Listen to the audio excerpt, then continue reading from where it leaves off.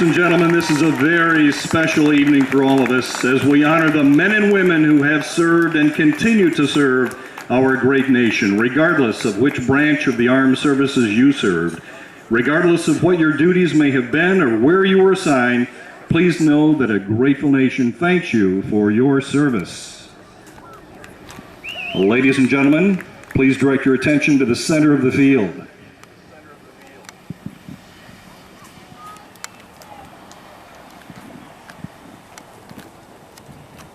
Accompanying Coach Brent Sorg is Seaman Second Class Dick Thelen.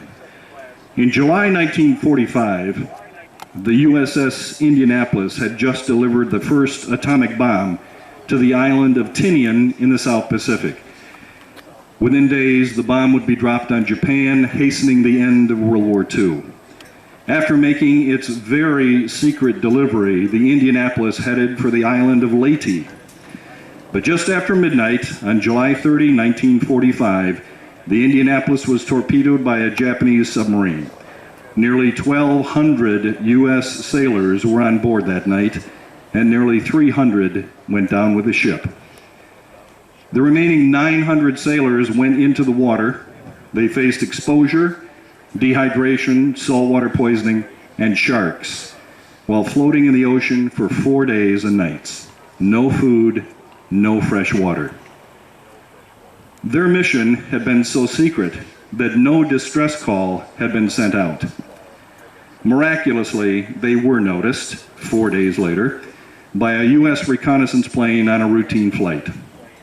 Of the nearly 900 sailors who went into the water that night, only 317 survived. And today, only 23 are still alive to tell their story. The sinking of the USS Indianapolis is the greatest single loss of life at sea in the history of the U.S. Navy. Now, some of you are old enough to remember the 1975 Steven Spielberg movie Jaws.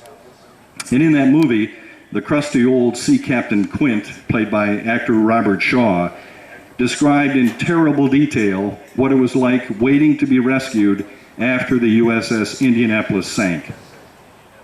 Later this month, a new movie about the Indianapolis, Men of Courage, starring Nicolas Cage, will be released, and we hope you go see it. Because when you do, please remember that tonight you met a survivor of the USS Indianapolis. Ladies and gentlemen, please welcome from Lansing, Seaman Second Class Dick Thelen.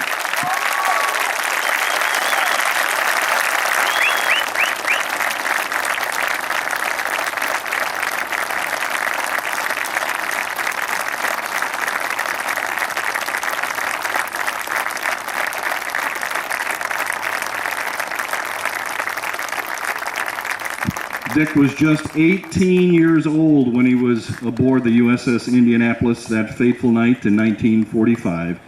Today, the remaining 23 survivors of the Indianapolis get together each July in, of course, Indianapolis, Indiana, to remember their shipmates. Again, thank you, Dick Thelen.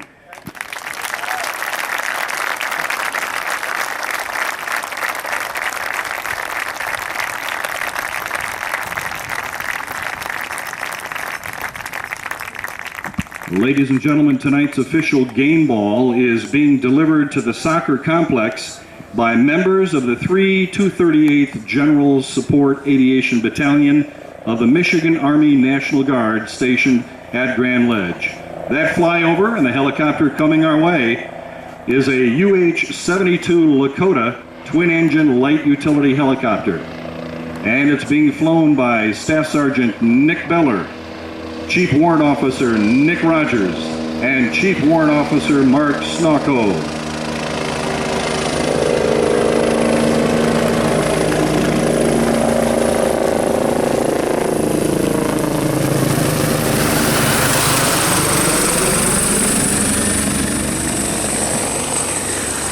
The flyover was approved by the Federal Aviation Administration. The helicopter will land on the practice field behind the press box.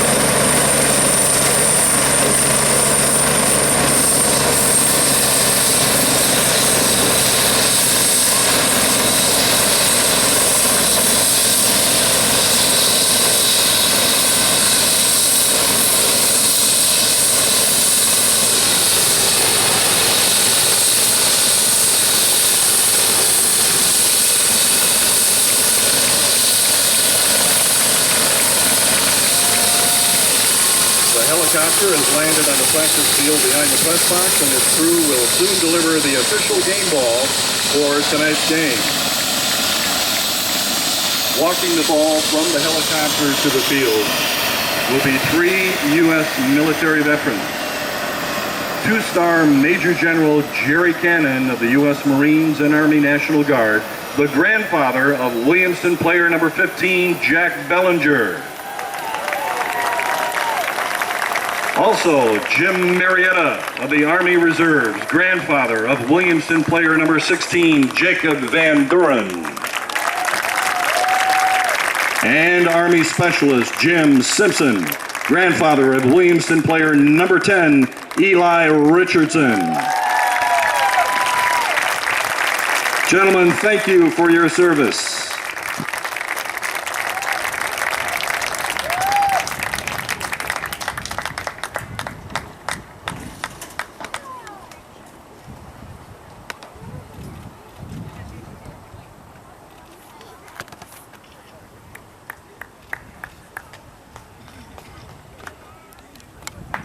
Gentlemen, thank you.